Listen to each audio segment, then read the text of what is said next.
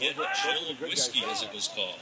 A gill of whiskey was 4 ounces of whiskey, and the soldiers in those days, just like today, they would live for their drinks, their spirits. And it was said that during the course of the siege, that about 1,000 gills of whiskey were shipped to the Americans. In fact, some of the Americans were involved in such hazardous work here because some of the balls they were sending over from across the river were hot shot. And the hot shot was intended to take out the 2 powder magazines that were located in the fort. So they were centering most of their firing on these powder houses, these magazines, in hopes that they could explode the American ordnance. And it was very hazardous duty for some of the Americans to go out there and actually retrieve these bombs and these hot shots. So to give them a little moral encouragement, extra issuances of troops at that time. Now the siege, as I mentioned, began on May the 1st, and it continued in earnest until May the 5th, even though the British forces continued to stay here on the ground until the 9th of May.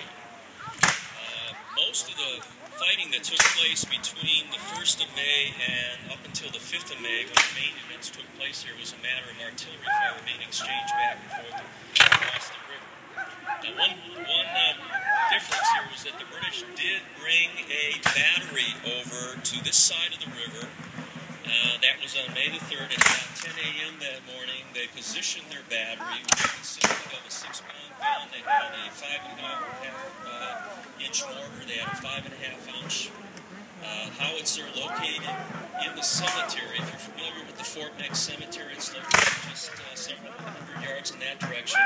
The British established themselves on that location.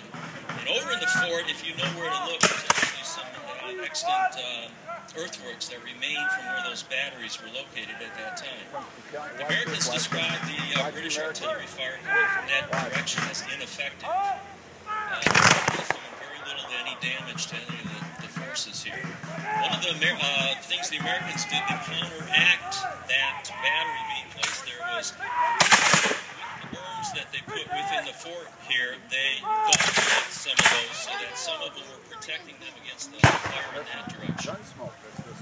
Now, one of the very few existing earthworks that continues to this day is what they call the Grand Traverse. It's one that runs the length of the fort, runs approximately 300 yards. And what the Americans did to build that traverse was to protect their position from being identified by the British, and as such they put a series of tents along the traverse for the entire 300 yards, and then all within a matter of seconds they brought them down. The British found that their artillery fire was a bit futile because they were firing at they described sometimes as fighting like groundhogs would fight. So the Americans actually took a number of casualties from the artillery fire that took place here, but actually most of the fighting took place around the fort and not so much in the fort. So leading up to the events that took place on the 5th of May, and that's when you can say the battle really came to a culmination.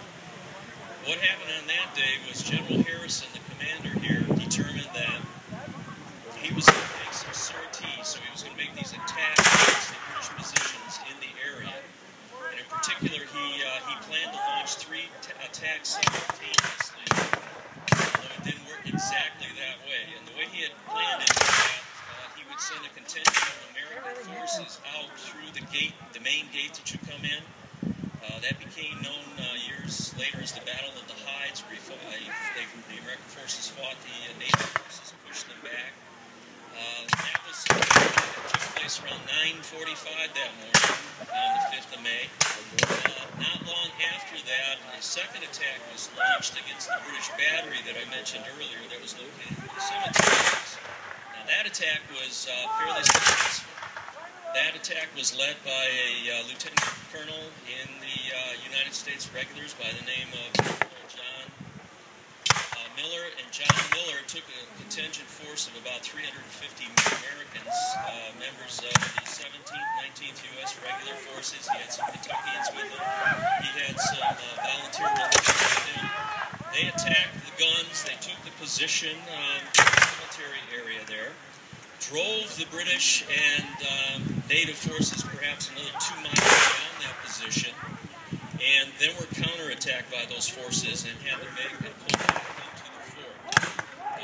There was some bloody fighting that took place in that area. The Americans probably lost somewhere around 30 men killed on that occasion. Another 90 or so were wounded, but they did spike the guns and they did bring back with them some of the few prisoners that they took during the course of the siege. In particular, about 42 prisoners, a couple British regular army officers were brought back into the post, and later on, after the negotiating took place, after the fighting took place, they did a prisoner exchange between the Americans that were taken prisoner here and those that were taken on the north side of the river. Now, the main action that took place there, and the one that's been portrayed today, became known years and years afterwards as Dudley's Defeat, or sometimes referred to as Dudley's Massacre. What had happened was there was a relief force that was coming to the fort from Fort Winchester, where the Fort Ohio is located today, and that was a force under a brigadier general from Kentucky, Green Clay. And Green Clay had with him approximately 1,200 Kentucky militiamen with him. He was ordered by Harrison to take some of his forces to the north side of the river and to capture the British batteries opposite, and then their instructions were to fall back to the fort.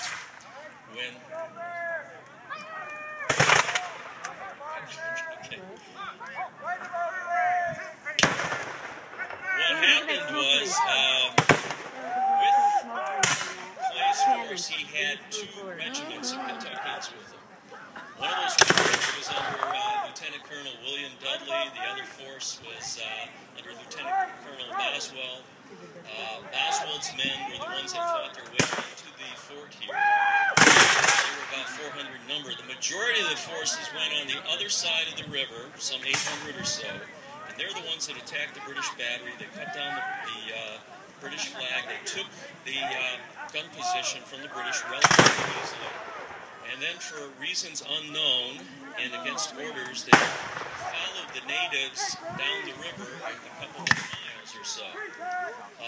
What had happened at the time was they were counterattacked by British and native forces who pushed them back.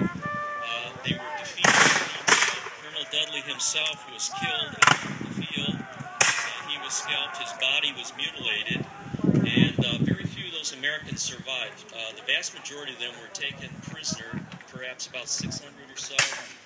We don't know exactly how many of the Americans were killed, but after the battle, some of the Americans went to the opposite side of the river to investigate. They found a minimum of 45 mutilated American bodies, corpses on that side of the river, and they buried them where they found them. Some Americans did make their way back here, but very, very few. Probably 150 or so. Some that actually